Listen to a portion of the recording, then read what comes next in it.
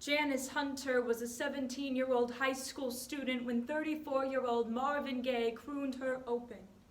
When you type Janice Hunter into Wikipedia, it forcibly redirects you to Marvin Gaye's page. When you Google Janice Hunter, the first result is the headline, "Marvin Gaye's wife reveals how he tortured her." Yet she still speaks of loving him. One day, a little girl asked me if I believed in monsters. I smiled. I then grabbed truth by its collar, wrestled it to the ground, tucked it under my arm, and said, "Love, you know monsters aren't real." It's times like this that I wish my sentences came with receipts so I could take back my words. To the boy next door, I was 9, you were 13, the first time I saw you waving from your treehouse in your backyard while I played in the sprinkler. This, months before, you tried to convince me to kiss the girl playing with me in my backyard so you could watch from your treehouse in your backyard. I'm talking about you. Lori Maddox was a 15-year-old virgin when 27-year-old David Bowie groomed her wide open for Jimmy Page to follow, and Mick Jagger, who sang to her of wild horses. And of course, young girls are Mustangs, coming from the Spanish mustango, meaning ownerless beasts. Mustangs have no natural predators except the men who catch and break them. Monsters aren't real. Whether you had a closet-lurking dragon growing up or recently had to accept the fact that your college professor really just wants to talk, we've been trained not to think twice. However, with sexual assault and trafficking on a steady rise, monsters have taken on a different form. Instead of going after these monsters, society has played down the serious nature of sexual aggression, allowing for perpetrators to continue to mask themselves as CEOs, rock stars, presidential candidates, and educational mentors. We must stop the censorship and protection of these monsters if we want to truly stop them and put an end to normalizing rape culture. So, using the poetry Mouthful of Bees by Glory B, Mustangs by Susie Q. Smith, and Monsters by Rudy Francisco, a poetry program entitled Monsters, Pray No More. Because we need to be protecting our children, not the predators. I wasn't being completely honest. When I spoke to her, I almost choked on the secret that's been stapled to my throat for longer than I can remember. Not only do I believe in monsters, but I've actually seen them whisper themselves into existence to the boy who locked me in a janitor's closet with his best friend and the school guidance counselor who said it wasn't a big deal because nothing happened. I'm talking about you. To break a wild horse, first, you must gain its trust. Sing to it, call it pretty. Get the reins on quickly while beasts must be controlled from the head.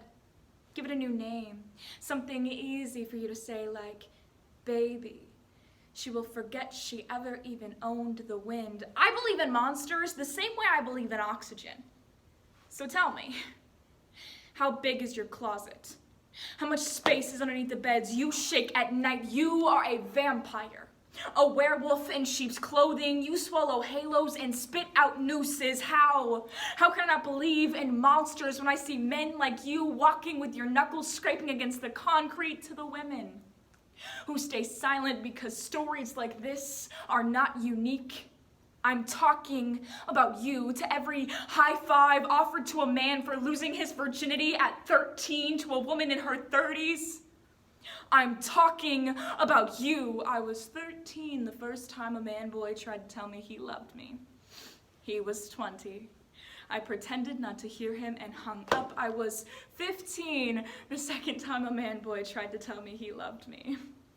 He was 20. I pretended not to hear him and hung up. I was 16 the third time a man-boy tried to tell me he loved me. He was much older than 20.